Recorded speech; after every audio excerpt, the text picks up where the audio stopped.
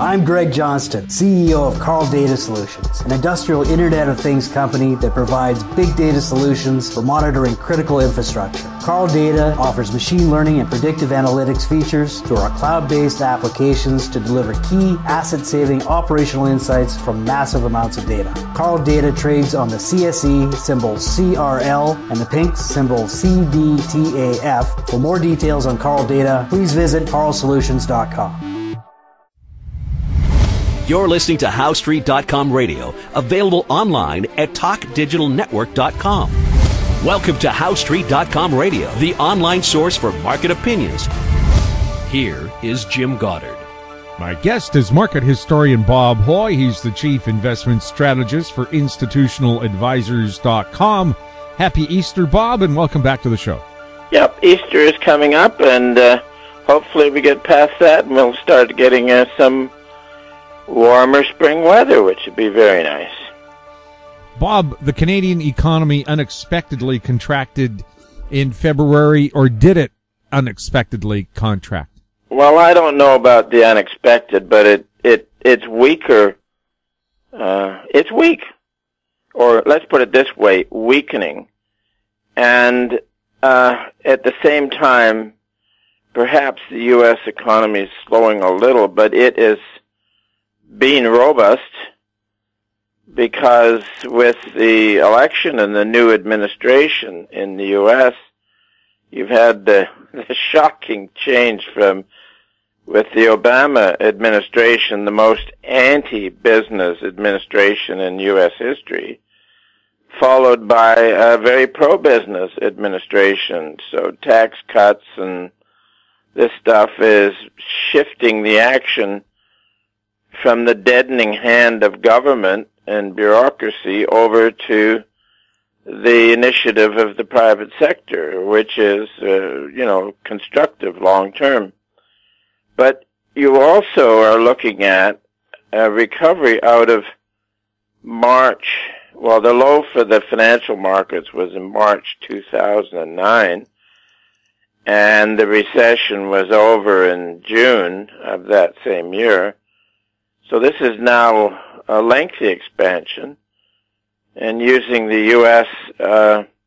Historically, a large part of that expansion was very weak. But then, if you've got, an anti-business government, you're not going to expect robust business activity. But then what has happened, you've had kind of like the floodgates being opened, and there has been a pickup. So, on the other hand, Canada, it has been going with the election of the Liberals, headed up by, I hesitate to use the term Mr. Trudeau, because he's a boy child. He's very young in his behavior, not young, just silly. And the other thing is it doesn't have very good counsel from the Prime Minister's office as well. So, but these guys are out to expand the state, and the cost to the economy doesn't matter. So you can justify a weaker economy at this point from two considerations. One, the increasing burden of government, whereas the Harper government spent 10 years with the Conservatives trying to reintroduce the idea of limited government, and of course these Liberals are going the other way.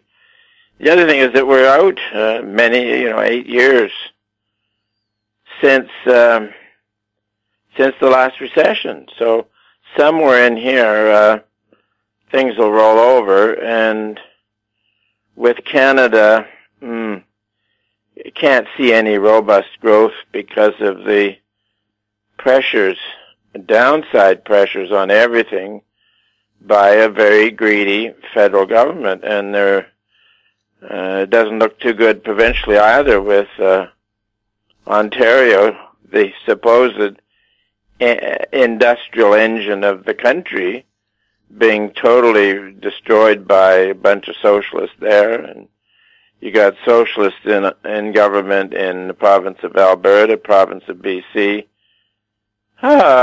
It's not a pretty sight. But yes, perhaps the U.S. or the Canadian economic numbers are showing a slowing, and part of it could be cyclical. We'll watch and see. Some people have said it's the real estate sector that's dragging it down because of the new mortgage rules. And, of course, you have BC introducing all these tougher rules for foreign buyers and making it harder to own recreational property. Could the new real estate rules actually drive the country into recession? I don't think that much, but it's always dangerous when governments are propelled to do something to relieve immediate pressures upon them. These are political pressures, and the reason why house prices rose so dramatically in Toronto and in Vancouver is that you've had at the central banks in a number of countries guys who have all taken the same PhD courses, and they have this idea that if you inject credit into the economy, it prompts a strong economy. But then, as I said a little while ago, when you've got so many governments putting so many constraints on economic freedom, you're not going to have a robust expansion. So the guys at the central banks haven't got this figured out yet, and they still think that their hand on the money supply switch just turns on the economy like that. But what happens is if business and industrial initiative is constrained, well, the credit expansion has to go somewhere, and what it's been doing is driving up lower grade bond prices. It's been driving up the stock market, and the folks chose to speculate in real estate. And then you've had the immense wealth being made in Asia, which if I were there and I can understand how people have made money there, and they are in a country that really has never shown, like China, political stability. So of course you're going to want to own something outside the country as a sort of safe haven. And it chose Canada, Vancouver, and Toronto.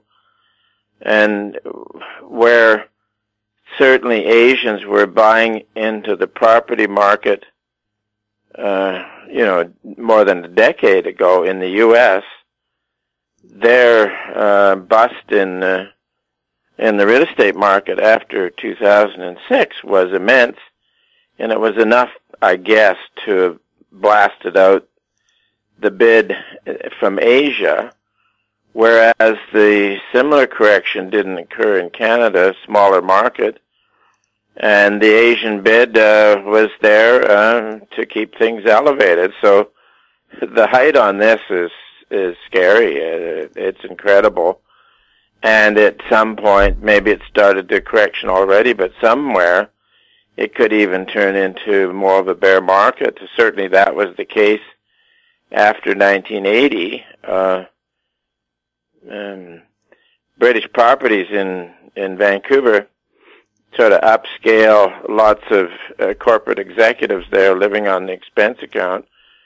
Prices for houses there hit a high in 1980 and fell to 1/3 of the high within 5 or 6 years. It was really quite incredible. So when something looks irresistible, it's going to go the other way. And in answer to your question about these things, what governments are doing, invariably it's sort of a rule or a regulation or a tax on property. This one they're calling in BC a speculative tax. Hey, it's a tax, so it's going to add to the cost of housing. But unfortunately, politicians don't understand markets. And also, I think there's nobody in the various departments, Department of Finance, Treasury, whatever, that understand markets either, because otherwise they wouldn't come out with these, which are essentially dangerous and frivolous regulations. So it's not very healthy, but quite possibly prices could come down for a few years. It depends on what happens to the financial markets in Asia, and they have become very overbought in a bull market fashion and correcting, and the U.S. market set a speculative high for the Bitcoin and blockchain stuff in December, and that looked like a mighty bubble, and it looks like it's having a mighty correction. My guess is that that was the climax, December, in that particular hot game, and we'll see what happens. But anyways, Jim, it's always fascinating. We'll have more with Bob Hoye right after the break. Arctic Star Exploration, operated by a team of proven mine finders, is focused on diamonds in Finland and the Northwest Territories of Canada. A work program is planned for our Finland property that contains diamond-bearing kimberlite. Arctic Star trades on the TSX Venture Exchange, symbol ADD, and the Frankfurt Exchange, symbol 82A1. Please visit our website at arcticstar.ca or call us at 604-689-1799. I'm Brian Fowler, president of Blind Creek Resources Limited, listed on the TSX Venture Exchange, ticker symbol BCK. Blind Creek is focused in the Yukon, Northwest Territories, and British Columbia. The company's key property is the Blend Project, one of the largest undeveloped lead-zinc-silver deposits in Western Canada, plus plans to advance the recently acquired, fully permitted historic engineered gold mine in the Atlan District of Northwestern BC. Check us out at blindcreekresources.com. Welcome back. We're chatting with Bob Hoye. Bob, you just mentioned Bitcoin before we went to the break. Cyber currencies or cryptocurrencies, are they here to stay? I mean, they've had a massive correction, a huge crash. Are they going to climb in value again, or maybe stay the same and become useful products? Because right now it looks like people aren't using them as cash as they were intended or designed to do. Instead, they're a speculative property. What's going to happen? Yeah, you were right on that. You know, when they first came out, I thought, oh, how boring. You know, who wants to go through all that rigmarole just to do some different transactions? Then, of course, it became highly speculative. And on these great speculations like that, the Bitcoin was the highlight of a full bubble. And if we go back to early October when looked and said, oh, everything's going to get bubbled, including even the Dow Jones Industrial Average. And yes, and then that early October noted that every bubble eventually runs to a ruin, the collapse. And then we had a target for that, a possible top in December, January. And the high for Bitcoin, I think, middle December. And the technical readings were off the clock, very high stuff. So, yes, as I said, that it looks like that bubble's over.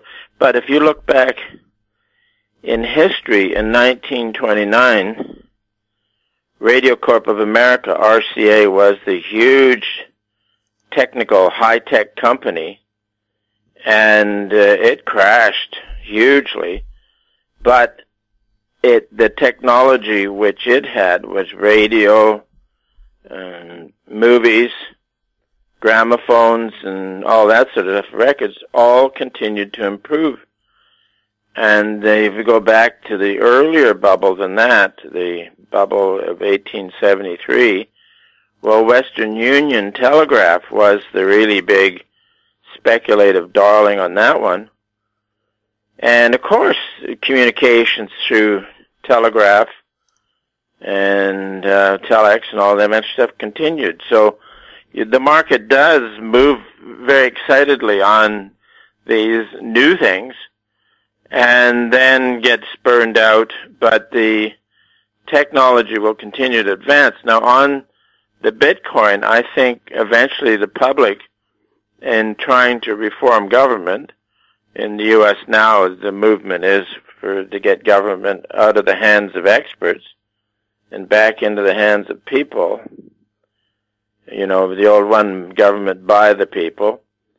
And then also, one of the things that has funded the expansion of government beyond the ability to tax, I mean, they can only raise taxes so far, has been the depreciation of the currency and the ability to expand credit. So the government has been financed by a bubble, and if you get a contraction, there's no longer any finance for the government. So the public's trying to reform that with what I've been calling a popular uprising. Now, part of that reform will be to change the abuse of the credit markets by government central banks and using pretty reckless economic theories. So the public is going to find a way to reform central banking, and that will be through a currency that the central bankers and academic economists cannot abuse. So the public will demand a currency that has a relatively constant purchasing power. And this is where a sad thing with the bitcoins is that they became a speculative item rather than a unit of exchange. So it'll happen. The public will demand sound money, and maybe it will be a bitcoin tied to gold or whatever, but whatever it is, it's got to be big and liquid enough that it's used as a unit of exchange rather than as an item of speculation. And I'm looking forward to it. Don't have the imagination to figure out what the details will be, other than to say that the public will demand a sound currency, and it'll get it somehow. We'll have more with Bob Hoye right after this. I'm Brian Fowler, president of Blind Creek Resources Limited, listed on the TSX Venture Exchange, ticker symbol BCK. Blind Creek is focused in the Yukon, Northwest Territories, and British Columbia. The company's key property is the Blend Project, one of the largest undeveloped lead-zinc-silver deposits in Western Canada, plus plans to advance the recently acquired, fully permitted historic engineer gold mine in the Atlan District of northwestern BC. Check us out at blindcreekresources.com. Don't miss out. Stay informed. Receive the HowStreet.com weekly recap with thought-provoking podcasts, radio, and articles delivered to your inbox. Sign up for the HowStreet.com weekly recap on our homepage at HowStreet.com. Welcome back. We're chatting with Bob Hoye. Bob, with the markets in such a choppy territory right now, do you expect gold to become more popular? Yeah, you hit it right there, Jim, because in our historical work on great financial bubbles, and the best way to keep track of it is through gold deflated by the CPI, and the pattern has been is when the mania's been on, the real price of gold has gone down or not gone up, and the gold stocks, without a dramatic move in gold's price, they can rise in a bubble, but they won't be the top performers. They'll be the high-tech stocks, which we have seen. So as the real price of gold it reached a really big high in the speculative fury that blew out in 2011, and it came all the way down to 2015. You know, this is kind of annual average type of looking at it. And we can say that it's basing in 2016, basing and recovering a little in 2017, and recovering a little this year. So the rise in gold's real price is countering or sort of opposite to the big bubble in financial assets. So what can happen here is that after mid-year we're looking for stocks and commodities to head down, and that would then, the way these things have worked in the past, move the real price of gold going to rising. And when that happens, it reflects improving operating margins for mining gold, because the price you're getting for the bullion is outperforming the cost of mining the stuff, and then that helps the industry. Of course it does.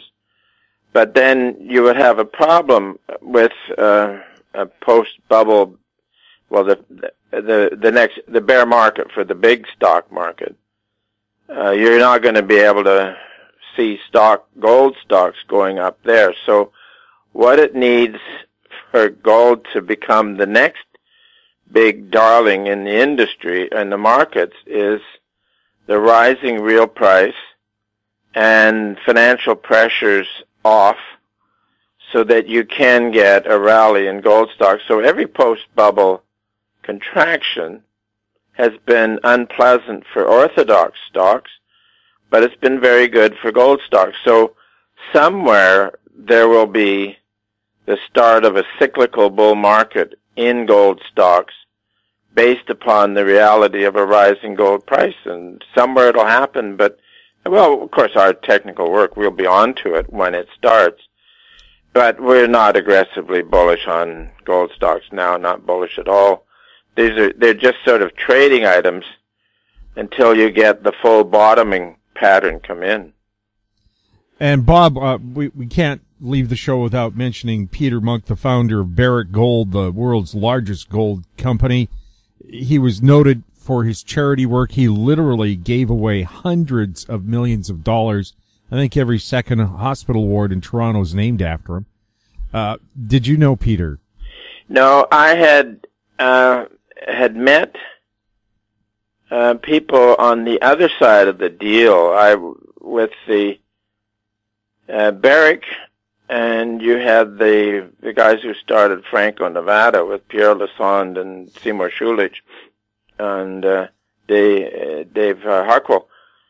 So I knew those guys from the investment side, and that property, I could never been able to find out who did the big drill hole, because the winter property was bought as a ongoing operation, surface operation, doing leaching and stuff like that for a positive cash flow.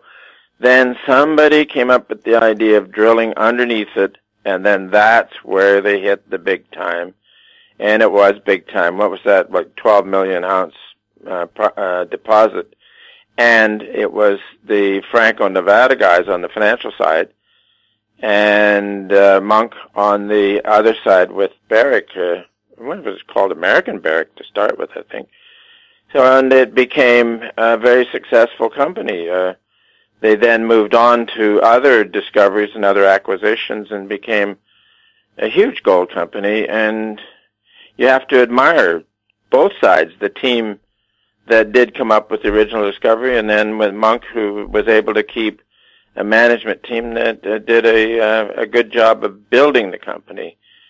Later on, of course, you got into the problem of hedging gold and things like that, but those were ancillary. The main thing was the gold discoveries.